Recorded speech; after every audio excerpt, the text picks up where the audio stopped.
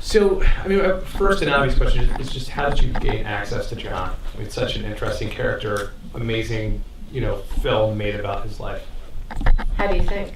I don't know. You were in prison. No, we both loved the film Dog Day Afternoon, and we hadn't seen it in years, but we watched it again. And at the end of the film, it said that the real-life bank robber was sentenced to 20 years. And somehow we got the year wrong. We added 10 years to that, thought he was getting out of prison in a few months, and we had this idea, let's get the real-life guy, find out what he's like, and as he gets out. But of course, within 5 minutes of looking online, we realized he got out in the late 70s. But we were still really intrigued to find out who he was. And it was very easy to find his mother, because she had the last name Wanowitz as well, which was unusual. We called her and spoke to her. She was very nice. She said she'd pass the message on to her son. And around 2 or 3 in the morning that night, the phone rang, and it was this, deep, gruff voice asking if we had the password, which we had no idea what that was, but it turned out it was the dog. And he said that his mother said that we sounded sexy, so that's why he was calling back. And we were on the phone for hours. I mean, a lot of the initial, anybody he meets on the street, he'll tell the initial story. He's got his newspaper clippings. And so we met up with him a few weeks later, and he grabbed Frank inappropriately. And we had about 3 meals, 8 hours of stories. I mean, it just began like full force. Sort of like the way we made the film was sort of to put you on the roller coaster in a sense that we went through with him. But, I imagine he's somewhat of a conversational figure. Yes. I was kind of curious when I was watching the film is what was it like for him going to the prison in the 70s, being a very public homosexual, and then being a celebrity. I mean, that must have been a different experience than most people have being in prison in New York. That's an interesting question. It's actually the first time anybody's asked that. I think, most of what we know from John's years in prison is actually pretty much in the film. The first few years he was there, the film hadn't been made. So he just kept telling people that there was this film that was going to be made about him, but nobody believed him. But I think it drew some attention, and probably some unwanted attention. I mean, the main thing about John is that he was totally uncompromising, and we saw it in real life. I mean, it wasn't an act. He just had no sense of consequences. So I think he had a really hard time, and he was completely isolated. But again, he just went through it. I mean, he would soldier through just about anything. Sure.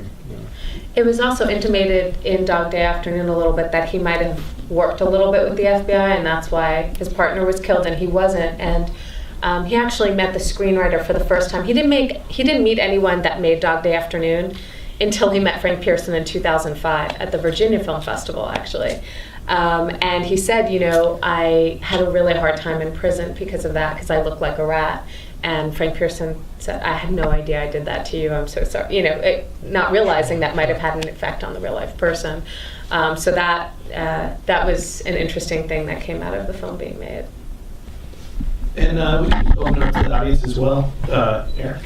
What were the biggest hurdles that you faced? The biggest hurdles? We can narrow it down because there were a lot of them. I mean, I would say, first and foremost, I think it was probably John's personality, but I don't mean that necessarily in a bad way, but it just took a really long time to establish trust with him. Because as much as he was sort of loud and in your face and all that, he was also very, very private, and so was his mother. So I would say, it started off great, but then it took a year or two before we sort of got to the next level. It was just a matter of taking a lot of time and waiting. And the second hurdle is related to that, and it was a curse that turned out to be a blessing, which is that we financed the movie ourselves. We never, we always had interest in the film. I think people were maybe a little nervous about it. So we never found funds. At the beginning we thought it was going to be a 1-year process. It turned into a 10-year process because we basically work in film and we work all the time on other things, and then we keep going back to this film.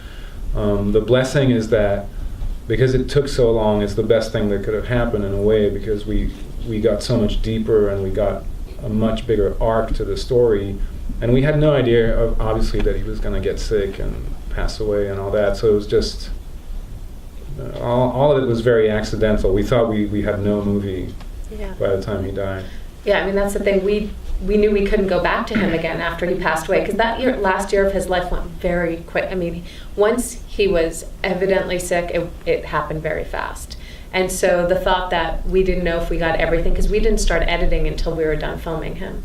So that was really nerve-wracking. And the other thing I would just say about the self-financing is that, I don't know how many filmmakers are in the audience, but even when we got into Toronto and the New York Film Festival, we still couldn't get anyone to support this film, and it's associated with such a well-known American classic film. I mean, we do have distribution now. We've been in great festivals, so that idea of, when you get all those kinds of rejections, like, you could still have a project that you believe in and think is great, and still no one steps in there, Tell them what bank you use. Yes. So we use Chase Bank, and we have been waiting for years for somebody from Chase to ask us what our company does, Unleashed Films. And so it finally happened a few months ago that we were sitting there, and a guy said, "So what is this company? Is it a film company?" And I said, "Yeah." And he said, "Do you have anything out now?" And I'd been waiting about 10 years to say this. I was so excited. I said, "Yeah, it's about a guy who robs a Chase Manhattan Bank." And he just kind of looked at me, but he can't wait to see it, so it should be fun. Can you talk a little bit about the crowdsourcing? Oh yeah, so yeah, when we got into Toronto, we didn't know how we were going to pull off getting there. So we did a crowdsourcing campaign through Seed and Spark, and this was pretty new, Seed and Spark, but we knew people there and we knew how supportive they were of films, so it seemed like a good place to go. A little risky, because we didn't think we'd have anyone like on Kickstarter that might just be like a millionaire trolling around. So we knew we were missing out on that maybe, but we thought this was a good place to go for people who love independent film. The thing that's tricky is that we've never had an intern, we've never had an assistant editor. There aren't that many other people who have worked on this film, and when we were finishing it, we were alone, and trying to do a crowdfunding campaign at the same time, it just about broke us. I mean, we were literally falling down on the street, walking into walls. I mean, the hours, because the thing about a crowdfunding campaign is, even if you have people come on board and help you, it has to be your voice. And nobody knows your project the way that you do. So it takes a lot of work, but I mean, a lot of people were excited, and it helped us get to Toronto. So. Thank you. Thanks so much. I really enjoyed this documentary. And you mentioned difficulty in showing it to different audiences or getting it to different festivals. And I was wondering if you've shown it at all to lesbian, gay, bisexual, and or transgender-based film festivals and or audiences. And I ask this as a historian of the gay liberation era, and I find this a really remarkable and important piece of that history. And while a story of a character who is absolutely exceptional in certain ways, actually isn't exceptional to that time period in which there were lots of eccentric figures who moved in and out of the kinds of scenes that he seems to have moved through. And only people like Randy Wicker are the ones who are sort of committed to preserving those histories as an important part of that era, as opposed to something to ignore or malign. So that's both what makes me appreciate this, but also I'm curious about your experiences showing it to those kinds of audiences. About festivals, first and foremost, we had a great run with festivals. It was hard to find funds, but we've been able to show the film in fantastic festivals. We've definitely shown it in every LGBT festival that we could get into.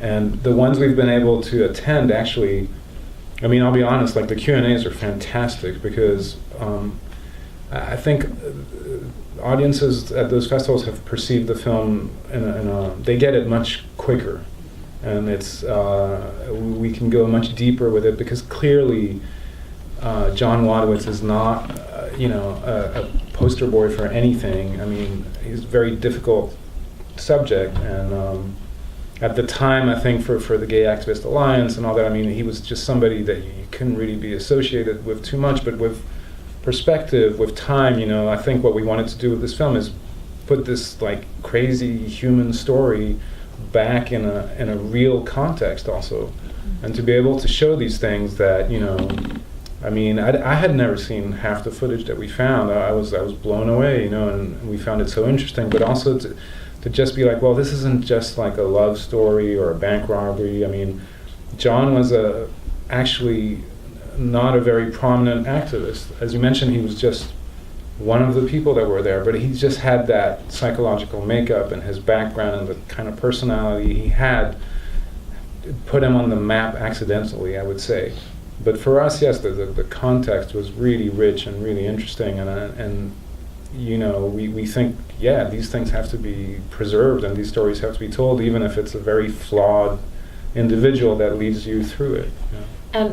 And by the way, it'll be at Frameline next week, but it's definitely been making the rounds, and we've been thrilled with the response, because I think that we were sort of curious before it was in festivals. So like the first one it played in Europe was Berlin, which is very supportive, you know, is up for the Teddy of LGBT films and filmmakers. And so we weren't quite sure how it would be taken, but I think what people are seeing is a film about an individual.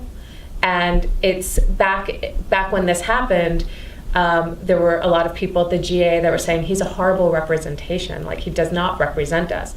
And I think now people see it not as someone who's representing a group of people, but just like he is who he is. And I think there is an appreciation for the fact that in the middle of the bank robbery, he's going to show who he is, and he was never ashamed or worried about who he was. And so I think there's a real appreciation for that aspect of who he is.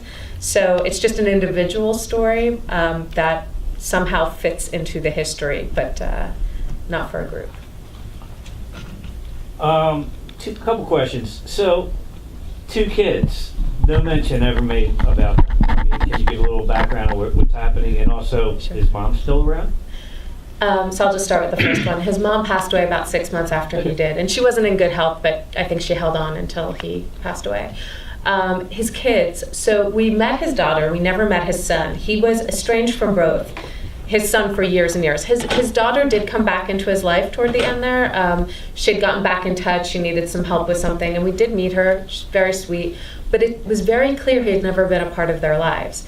And we had like a long list of people we were going to try and interview. His kids were on the list, Al Pacino, Sidney Lumet, Frank Pearson, like we did have a long list, but a lot of it started to fall away. And with his kids, we were starting to make choices about how many different interviews and how many people go into the film, and we just thought, other than saying he wasn't there for me, we weren't sure what else they could add at this point, and we think that's already clear. He wasn't much of a father, so it was just a decision we made.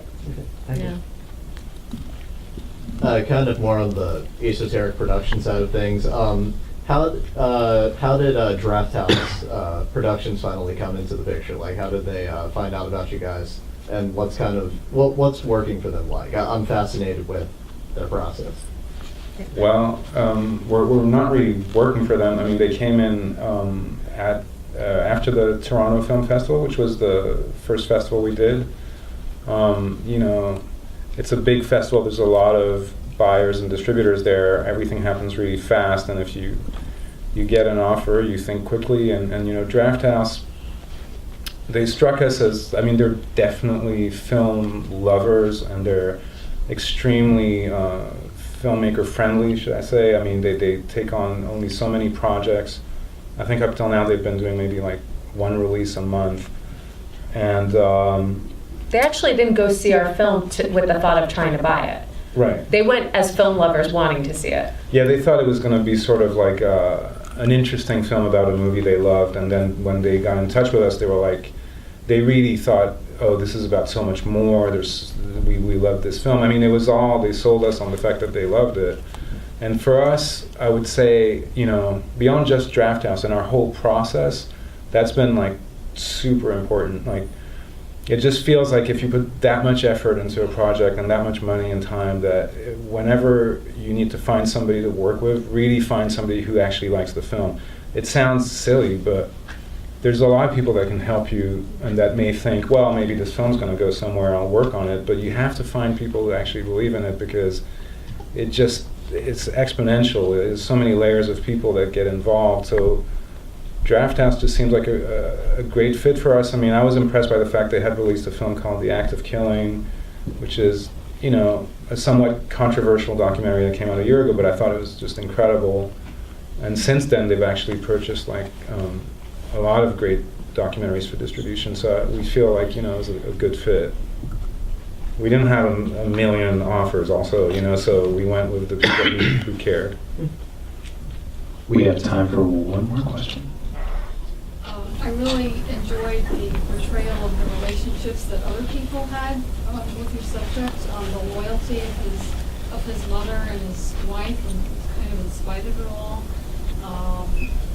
But there's sort of a mystery at the heart of everything, which is this enigmatic relationship he had with a wife that he, you know, basically took this big risk for. It's very strange to kind of see where the dynamic really was between those two people. So I don't know if you got any more insights into that. You're talking about John and Liz, basically. Yeah. Yes. No, that's a rich topic. I mean, we were actually just this past couple of weeks editing some more scenes or like bonus material, whatever, and we have so many interesting takes on that from different people. I mean, I don't think you can nail it down. I don't think it's simple. I think even the robbery probably was motivated by 15 different things.